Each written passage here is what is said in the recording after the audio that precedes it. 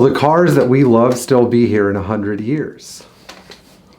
This is a question I really hate thinking about, but I sort of had a breakthrough about this because I realized now that it is not really that hard of a question to answer, but we're not going to get to the answer until the end of the video, of course, at least the answer that I've come up with. So in 100 years, what will society be like? Where will we go? What will we have to do?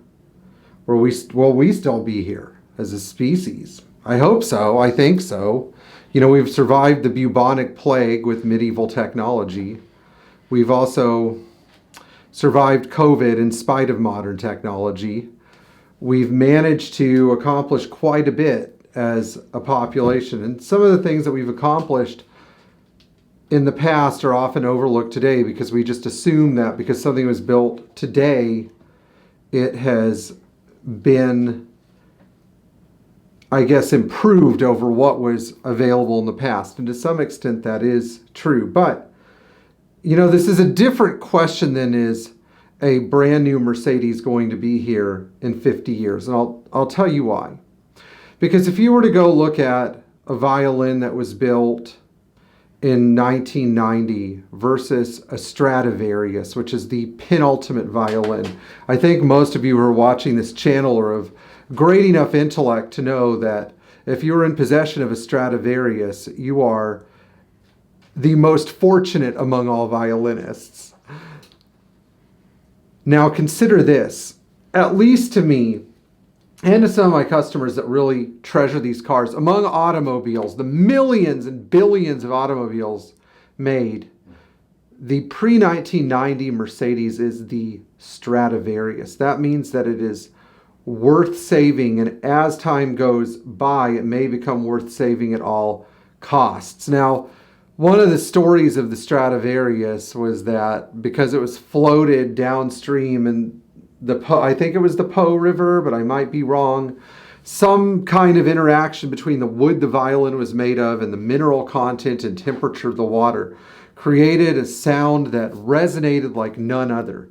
And as the violins age, they've gotten even better, which is quite perplexing because this is an old wooden instrument, a fragile old wooden instrument.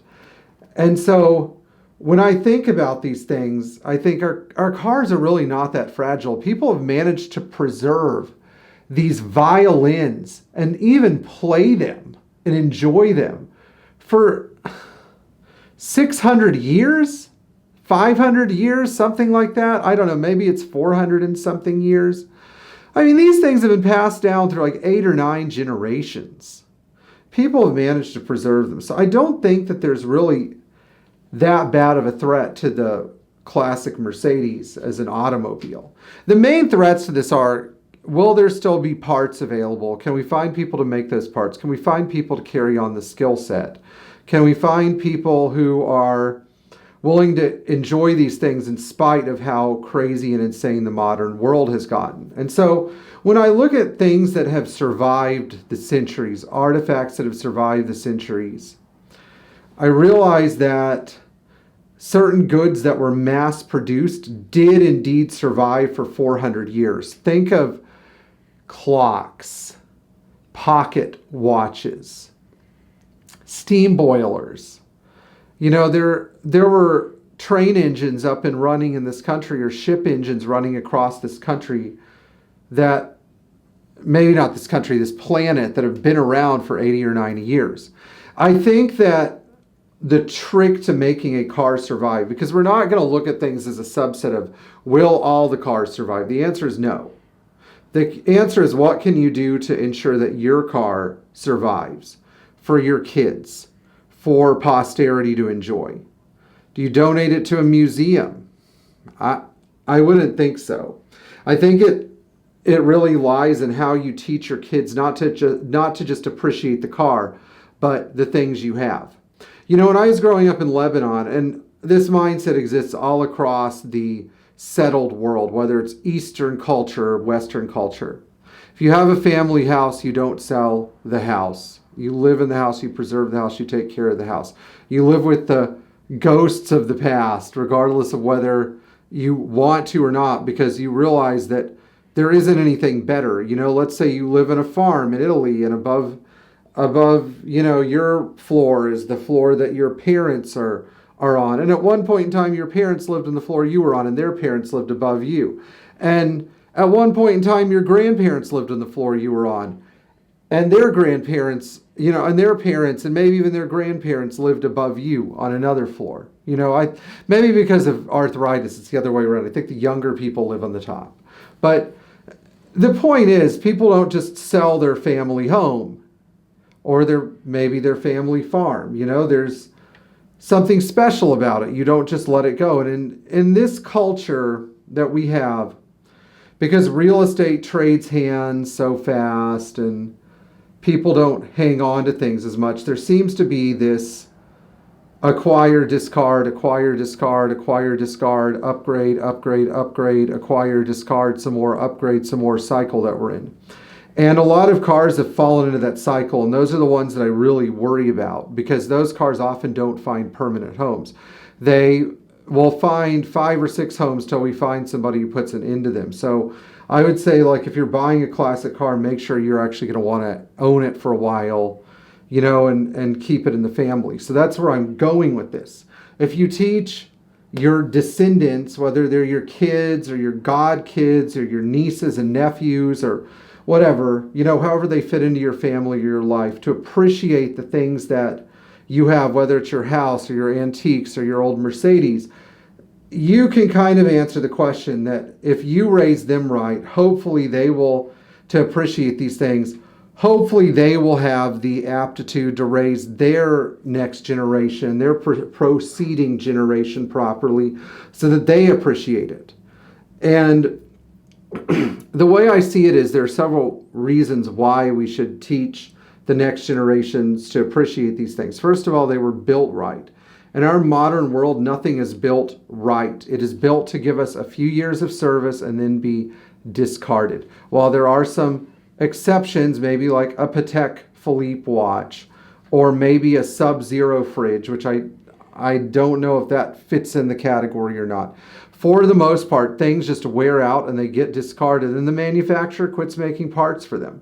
Somehow at Mercedes, they still believe in the concept of the forever car, and that's one of the reasons that we're allowed to do it too. So I see a lot of possibilities here for the cars being passed down through posterity, simply because the cars were made to be done so. They were made for that. A lot of cars were not made for that. They were made to be used for 10 to 15 years and then discarded, and if you wanted to restore them, it was going to be hard. And obviously that's where modern cars are. Nobody is really going to be thinking about passing their 150,000 mile worn out Silverado pickup down to their kids. And there was a time when if you had an old 124 or 126, you weren't thinking about it either, but the cars are so durable, they often survived in spite of their owner's neglect.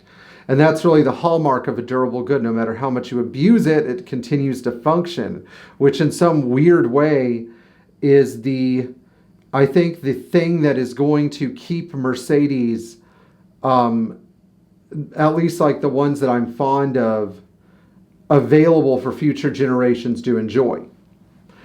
One of the things that I often reflect on is what constitutes my job being done, not just as a parent. When my children are grown and they're self-sufficient and they have grandchildren, I'm able to participate in their life. Once those grandchildren are grown, they're on a solid moral footing, they have a path in life, my job is done. You know, I can go in peace. I can let the Lord take me wherever He wants me, you know. I think that the question, though, with the cars is, when is my job done? My job is probably done when the general consensus about cars like the 123, the 126, the 115, the 124, all these Mercedes that didn't really get the attention they needed, when the general consensus about those cars is they should be preserved at all costs. And I know that's a very bold statement, but I'm not afraid to say it because I think they should. I think the alternative of your modern, you know, having a modern car, trying to make a modern car last through 6 or 7 generations before it needs a restoration is absurd and not entirely possible. Now, some people might disagree with me, but my question is, do you disagree because you know more than me, or do you disagree because you have an opinion that is not really informed by hard work and sorting through the problems that cars develop as they age? I'm sorry, but I just don't think that modern cars are cut out for it. So, will they be here in 100 years? Yes, but only if we teach those who proceed from us to appreciate and treasure the cars, to give our kids rides in them, to work on the cars with them, to clean them up, to go to events with them, to use them on special occasions. You know, to make a promise to our children that, hey, at this age in your life, if you accomplish these things, I want you to take over. If you show me responsibility with little things, I'd like for you to take over the ownership of this car so you can tell your grandchildren one day that this was their great-grandfather's car. You know, even if it's like an old 220D or something, a car that most people could have cared less about. I look at the kids now who've inherited their grandparents' cars and they're just in awe of them. They care about them so much. So, you know, a lot of people think, oh, it's just an old car.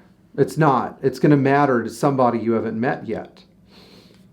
Anyway, take care of that classic Mercedes for me, because I don't want to own it. I want your kids to own it.